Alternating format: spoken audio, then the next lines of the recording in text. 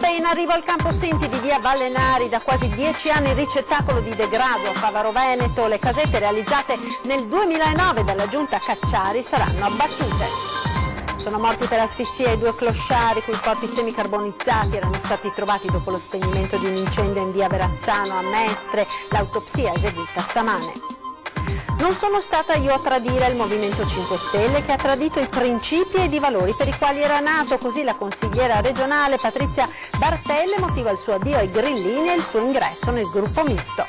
Da Cazzago di Pianiga l'iniziativa di 4 giovani che hanno coinvolto il paese intero per contraccambiare la solidarietà ricevuta nel post-tornado del 2015. Allarme dell'Avis, donazioni in calo tra i giovani veneziani, un trend che in futuro potrebbe portare ad una carenza del sangue necessario a salvare la vita dei pazienti. Applausi e qualche fischio al termine della prima della stagione lirica inaugurata al Teatro La Fenice, di scena al Macbeth di Verdi, allestimento e regia di Damiano Micheletto. Sport basket, domani si gioca l'8ª di campionato, impegno fuori casa per la Reyer che al Pala del Mauro cerca il riscatto contro Avellino. Buonasera, ben ritrovati con l'edizione di Venezia dei TG di Antenna 3. Dunque l'avete sentito, Ruspe in arrivo al campo Sinti di via Vallenari, da quasi 10 anni ricettacolo di degrado a Favaro Veneto. Vediamo. Saranno abbattute le casette del campo Sinti di via Vallenari, realizzate nel 2009 dalla giunta Cacciari. Per le prime 5 unità l'appalto è già in preparazione al settore lavori pubblici del Comune di Venezia. Le altre 33 seguiranno a ruota appena saranno completati i trasferimenti in appartamenti di tutte le famiglie presenti. Quando ci opponemmo alla realizzazione di questo campo ci tacciarono di razzismo e ignoranza, ricorda la consigliera comunale Silvana Tosi, storica animatrice del comitato di residenti della zona. Oggi la storia ci dà ragione. È dal 2000 che io chiedo che non sia realizzato, poi ho chiesto che sia smantellato, perché questa non è integrazione. Finalmente tutti dicono quello che io dicevo fin dal 2000. È stato uno sperpero di denaro pubblico della giunta Cacciari. La stampa continua a chiamarlo villaggio, nota la Tosi, ma si tratta in realtà di un campo nomadi e le prime a non volerlo più sono le stesse persone che vi abitano. Loro sono contenti di andare via, sono venute più volte a chiedermi di avere una casa comunale, l'assegnazione di una casa comunale. Io ho detto sì, è giusto, però ricordatevi che siete anche voi che avete deciso questa realizzazione, dovevate dire fin da principio no. In questi anni, riconosce la consigliera, grossi problemi di convivenza non ce ne sono stati. A parte delle volte la musica troppo alta, non ci hanno dato particolarmente fastidio. Io li conosco tutti, sono persone che vogliono essere integrati, ho dato ripetizioni gratuite anche a parecchi bambini sinti, sono molto intelligenti ma sicuramente hanno bisogno di essere seguiti. Il punto non è quindi la convivenza con noi, sostiene Tosi, ma una questione di diritti umani che non può più essere ignorata. Questo assolutamente non è integrazione, è segregazione razziale, io l'ho sempre detto. Questi sono cittadini italiani e vanno inseriti a seconda delle necessità nel tessuto sociale del Comune di Venezia. La leghista chiede inoltre alla giunta comunale rassicurazioni sulle sorti della colonia felina presente all'interno del campo, che ospita circa una 50 di gatti randaggi. Sono morti per asfissia i 2 clochard i cui corpi semicarbonizzati erano stati ritrovati dopo lo spegnimento di un incendio in via Verrazzano a Mestre. La causa del decesso è stata accertata dall'autopsia questa mattina. La terribile morte dei 2 clochard ritrovati semicarbonizzati giovedì mattina all'interno di una casetta in via Verrazzano a Mestre è da attribuirsi ad asfissia. Così ha stabilito l'anatomopatologo che in mattinata ha eseguito l'autopsia sui 2 cadaveri richiesta dal magistrato titolare del fascicolo aperto dalla Procura di Venezia. Si tratta di 2 uomini, uno dei quali di presunta nazionalità tunisina, che probabilmente erano soliti trovare rifugio all'interno della costruzione annessa alla sede di un'associazione di volontariato nel quartiere San Paolo. Inizialmente indiscrezioni avevano lasciato intendere che uno dei 2 cadaveri appartenesse a una donna italiana, circostanza che non ha trovato conferme negli accertamenti eseguiti dalla polizia scientifica e del medico legale intervenuto sul posto per l'ispezione esterna dei 2 corpi. E dunque il fumo, sprigionatosi da un braciere acceso per scaldare quel locale, si è rivelato fatale per i due senza tetto che non hanno avuto scampo. La tragedia si è consumata attorno alle 4 di giovedì scorso, ora in cui fumo e fiamme hanno fatto scattare l'allarme alla centrale operativa dei Vigili del Fuoco. I pompieri, una volta domato il rogo che ha fatto crollare completamente la copertura della sede dell'associazione di volontariato e distrutto l'annesso, una volta usato come sede degli scout, poi dismessa, hanno trovato i 2 cadaveri a cui si sta cercando di attribuire una identità. 6 dosi di marijuana sono state rinvenute dalle unità cinofile dei carabinieri durante i controlli antidroga eseguiti questa mattina in un istituto scolastico del Milanese. La droga era nascosta nel giardino della scuola. 2 dosi sono state trovate sotto le finestre delle aule, le altre 4 nascoste sotto una mattonella. Sono invece 4 i consumatori di stupefacente individuati e segnalati alla prefettura, poiché sorpresi in parchi e vie cittadine a consumare modiche quantità di marijuana. Analoghi servizi verranno predisposti a sorpresa anche nei prossimi giorni in altri istituti del veneziano. La politica ora, il Movimento 5 Stelle ha tradito i suoi principi, così Patrizia Bartelle spiega il suo addio ai grillini in regione.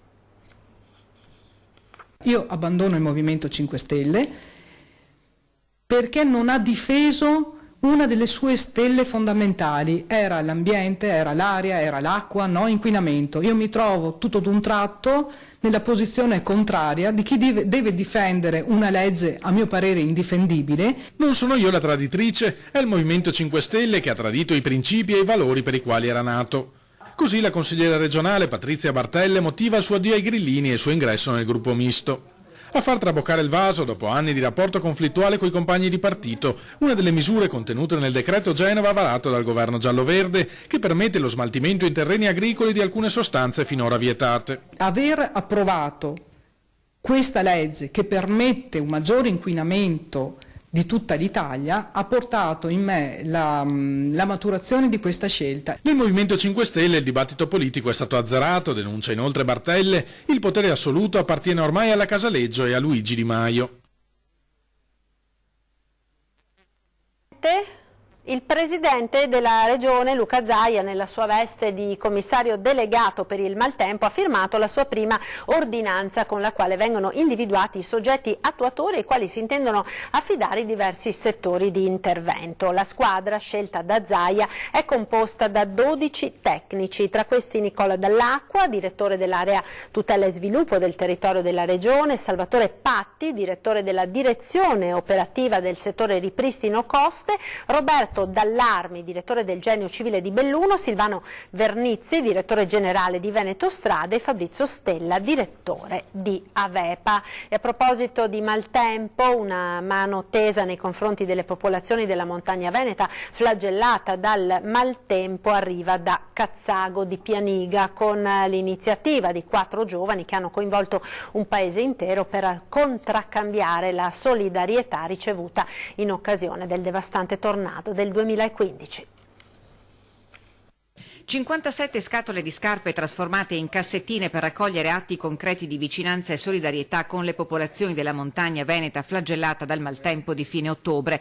Parte da Cazzago di Pianiga, epicentro del devastante tornado che nel 2015 distrusse i territori della riviera del Brenta, l'iniziativa di 4 giovani che hanno coinvolto il paese intero per restituire l'affetto ricevuto 3 anni fa. È un'iniziativa volta a raccogliere fondi per il bellunese, ma non solo per il bellunese a Gordino, ma anche per il Vicentino, litorale di Venezia. Quindi questa raccolta fondi sarà interamente devoluta all'IBAN della regione Veneto. Non è la prima volta che Cazzago si dà da fare, lo sanno bene i cittadini di Bovolenta e Casalserugo colpiti dall'alluvione del 2010, che ricevettero sostegno per lenire le ferite di un disastro senza precedenti.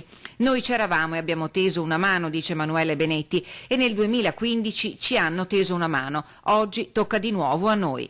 Abbiamo riproposto questa iniziativa che fortunatamente si sta espandendo non solo a Cazzago ma anche ai comuni limitrofi e non, quindi parliamo di Dolo, Mirano, Vigonza, Campodarsego, e si sta espandendo. Garante della raccolta è il parroco di Cazzago di Pianiga, Don Davide, che con il sindaco e il consigliere regionale Gabriele Micheletto presenzieranno l'apertura delle scatole al conteggio della raccolta durante una serata evento prevista per il 21 dicembre prossimo alle 20:45 nella sala convegni del paese. L'incasso sarà consegnato al funzionario dell'istituto di credito che il lunedì successivo eseguirà il bonifico sul conto corrente aperto dalla Regione Veneto.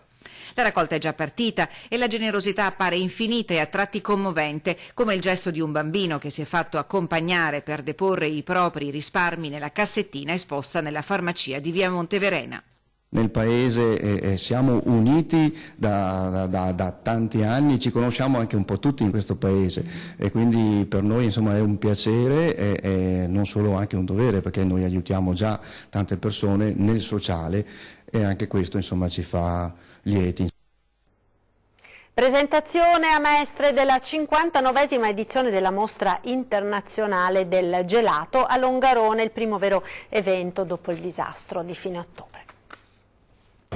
Questo è il primo evento dopo la grande calamità naturale che, come sapete, ha colpito, ahimè, tutta la provincia di Belluno. È un altro segno della forza e della determinazione della montagna bellunese di superare la devastazione di fine ottobre. Ed è un segnale economico forte questa 59esima edizione del MIG, Mostra Internazionale del Gelato, che si terrà il primo fine settimana di dicembre a Longarone, quasi a sottolineare che la montagna non si deve abbandonare. È una fiera che inizia il 2, l'inaugurazione sarà domenica 2 alle ore 11 e proseguirà fino a mercoledì 5, fino alla sera di mercoledì 5. Ci saranno tanti premi, tante possibilità di incontrare altre persone, altre imprese. Pensatevi che il 20% circa delle imprese presenti arriva dall'estero e che normalmente fra i visitatori dal 30 al 40% arrivano da altri paesi, anche paesi molto lontani. E sull'onda del sostegno alla montagna ferita c'è la volontà di portare in questi territori importanti riferimenti economici che significano opportunità lavorative e non emigrazione. Nell'ambito della fiera di Longarone quest'anno ci sarà l'Assemblea dei gelatieri artigiani d'Europa, in cui si dovrà discutere di trasferire la sede di Arglass da Parigi a Longarone, proprio la sede della MIG sotto questo aspetto, per cui sarà una data molto importante questa 59esima edizione della fiera di Longarone. Longarone quindi riferimento per il sostegno dell'economia di montagna che vuole lasciarsi alle spalle il disastro, guardando al futuro nella consapevolezza di avere il sostegno di tutto il Veneto e non solo. È un atto anche particolare di solidarietà, quello di visitare questa fiera nei confronti delle popolazioni e dei territori del bellunese. Allarme dell'Avis, donazioni in calo tra i giovani veneziani, un trend che in futuro potrebbe portare ad una carenza del sangue necessario talvolta per salvare vite umane. 6.000 interventi nell'ultimo anno in tutta l'ULSS 3 sono stati possibili grazie alle donazioni di sangue dei volontari, 150 in situazioni di emergenza a seguito di gravi incidenti. Donare il sangue può salvare una vita, ma nella provincia di Venezia il numero delle trasfusioni supera quello delle donazioni, in costante calo del 2 o 3% ogni anno. A donare meno soprattutto i giovani. Per questo Sebastiano Dri, 18enne veneziano, dopo essere sopravvissuto a una leucemia, sta facendo il possibile per convincere i suoi coetanei a diventare donatori. Purtroppo, osserva amaramente, la malattia sembra un evento lontano finché non capita proprio a te. La vedono un po' come un mondo distante, quindi non entrano bene nell'ordine di idee che è fondamentale donare come magari lo facevano le persone di un'altra generazione prima di noi. E quindi io cerco sempre di invitarli, ogni tanto quando un mio amico compie 18 anni gli dico subito vai a donare il sangue e trovano sempre scuse magari banali, paura del lago, cose del genere per cercare di giustificarsi, ma sono scuse che non reggono di fronte a quello che può essere salvare anche una vita donando il sangue. Non credo che i giovani di oggi siano meno sensibili rispetto a un tempo, riflette il presidente dell'Avis veneziana, Tito Livio Peressuti. Spesso è una questione di stili di vita e comportamenti differenti da quelli di una volta. Pensiamo solo a un tatuaggio, no? Che sono 20 giorni, 40 giorni di fermo e per un giovane oggi fare un tatuaggio è una cosa normale, ecco. Una volta questo non c'era. È comunque importante ricordare, chi osano dall'ULSS 3, che anche nei periodi di carenza trasfusionale non abbiamo mai dovuto limitare l'erogazione di prestazioni sanitarie in nessun ospedale del nostro distretto. grazie al cielo comunque siamo in Veneto e quindi abbiamo la possibilità di compensare con altre strutture trasfusionali. E continuiamo a parlare di sanità perché da 13 anni la professoressa Maria Pia Vivolo insegna a bambini e ragazzi ricoverati nel reparto di pediatria dell'ospedale dell'Angelo. Abbiamo qui affiancata al reparto di pediatria un'ottima scuola con un'ottima insegnante, la maestra Vivolo, che appunto consente ai bimbi ricoverati di continuare il percorso appunto scolastico, con tutta una serie di attività, non solo come dire tipicamente didattiche, ma anche ludiche, che rendono come dire meno pesante la presenza appunto in ospedale di questi ragazzi. Da 13 anni la professoressa Maria Pia Vivolo insegna ai giovani pazienti dell'ospedale dell'Angelo di Mestre, aiutandoli a superare le difficoltà della permanenza in corsia. Io dico sempre che la scuola è la normalità, nel senso che è solo attraverso la scuola che si riesce a non pensare al problema per cui si è arrivati in ospedale. Ampio e variegato il programma delle attività, che vanno dai giochi per i bimbi in età da scuola materna alla preparazione degli esami per chi è costretto a trascorrere lunghi periodi in ospedale nell'anno del diploma, in accordo con la scuola di provenienza. Ci sono dei ragazzi, specialmente alle medie, sto pensando alla terza media, che è sempre un momento molto importante, dove si vede molto la loro fragilità. L'anno scorso ce n'erano tantissimi, terza media c'è la prova Invalsi, ci sono gli esami finali, hanno assolutamente bisogno di avere qualcuno che li aiuti a realizzare quello che è il loro progetto di vita, e quindi siamo lì per questo, per cui c'è anche un insegnante di matematica per 2 volte alla settimana e riusciamo, io per le lettere, lei per la matematica, a completare un lavoro scolastico. Ma le attività didattiche non sono rivolte solo ai lungodegenti. Diverse iniziative sono a disposizione di chi passa anche un singolo giorno in ospedale e può impiegare il suo tempo nei laboratori allestiti con la collaborazione di alcune volontarie.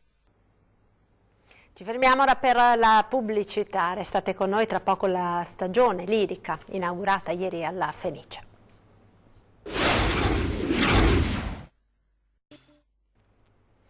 Rieccoci in onda con il telegiornale di Venezia. Ieri sera alla Fenice è stata inaugurata la stagione lirica, vediamo. Il Macbeth diretto da Won Chung non parla solo agli spettatori contemporanei ma ai pubblici di tutti i tempi. È un'opera che serve per comprendere quanto la smania di potere sia una droga terribilmente radicata nell'uomo grazie alla musica, che come sempre riesce a far passare un messaggio più alto rispetto alle parole. Applausi a scena aperta e qualche contestazione indirizzata alla regia firmata da Damiano Micheletto, alla prima che ieri sera ha inaugurato la stagione lirica alla Fenice. Il Macbeth di Verdi è una tragedia particolare, spiega Micheletto, alla sua 9ª produzione per il teatro veneziano, perché ci si trova di fronte a un mondo onirico e costellato di allucinazioni.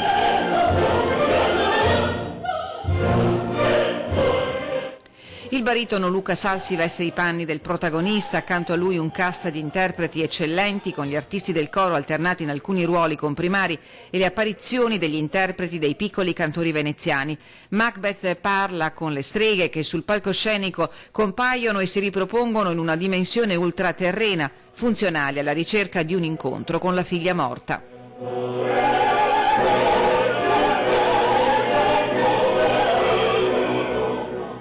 Lo spettacolo, proposto con sopratitoli in italiano e in inglese, sarà di nuovo in scena domani alle 15:30, martedì e giovedì alle 19 e sabato prossimo alle 15:30.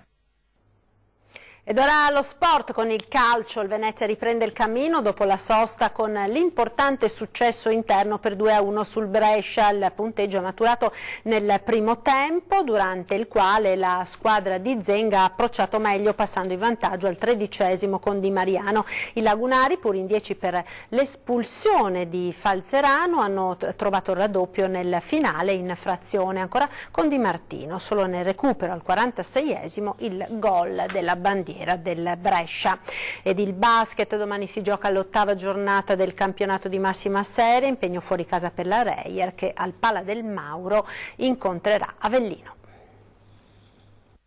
Dopo la battuta di arresto di domenica scorsa in casa contro Milano, l'Umana Reyer è pronta al riscatto. La squadra di De Raffaele è attesa al Pala del Mauro dall'Avellino e non sarà un incontro facile. Sarà una partita come sono sempre state quelle con Avellino, una partita difficile, una partita dura, dovremmo cercare di limitare quelle che sono esattamente le loro peculiarità, ovvero questa caratteristica principale che è il fatto di correre tanto il campo e soprattutto di cercare di pareggiare questa esuberanza fisica e atletica in un momento dove certamente facciamo un po' fatica. Una squadra di grande talento individuale, Avellino spiega nel pre-partita coach De Raffaele, una squadra che ha sui 90 punti di media partita e che gioca tanto in campo aperto e che atleticamente riesce ad alzare il ritmo. Per la Reyer un impegno ostico in un momento in cui la squadra fatica a recuperare energie sia per problemi fisici che per la somma del peso di partite e viaggi che negli ultimi 10 giorni hanno fatto la differenza. Questo è soltanto un dato di fatto, non è un trovare scuse, è soltanto un'analisi oggettiva della situazione della mia squadra, però detto questo è naturale che noi andiamo a Avellino per provare a fare il risultato, a fare il massimo, sapendo che è una partita, ripeto, contro una squadra che giustamente ambisce ai primissimi posti di questa classifica. Gli ingredienti per una partita tanto difficile quanto equilibrata ci sono tutti, assicura De Raffaele. Domenica scorsa la Reyer ha perso imbattibilità e primato, ma resta salda in solidaria al secondo posto. Ed è tutto, grazie per essere stati con noi, vi lascio come sempre alle previsioni del tempo per domani, arrivederci.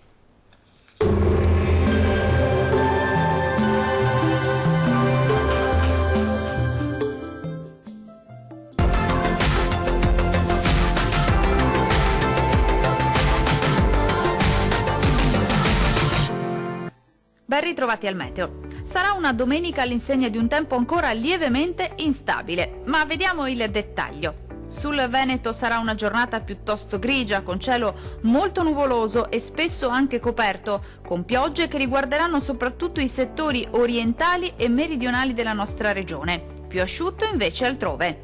Migliorerà ovunque entro la nottata. Temperature minime tra 7 e 10 gradi. Valori massimi compresi invece tra 11 e 13 gradi. Vediamo ora che tempo farà sul Friuli Venezia Giulia. Anche in questo caso sarà una giornata all'insegna di un tempo sostanzialmente instabile. Avremo infatti rovesci e temporali diffusi sin dal mattino e localmente anche forti, ma in lieve attenuazione durante le ore notturne. Temperature minime tra 9 e 12 gradi. Valori massimi oscillanti invece tra 12 e 13 gradi. Vediamo infine la situazione meteorologica del Trentino Alto Adige. Tempo in genere asciutto e stabile, tuttavia con qualche foschia o nebbia sulle vallate del Trentino nella prima parte della giornata, poi in dissolvimento entro il pomeriggio. Più sole sui settori alpini di confine. Temperature minime tra 3 e 6 gradi. Massime oscillanti invece tra 9 e 13 gradi circa. Dal meteo per ora è tutto. Arrivederci.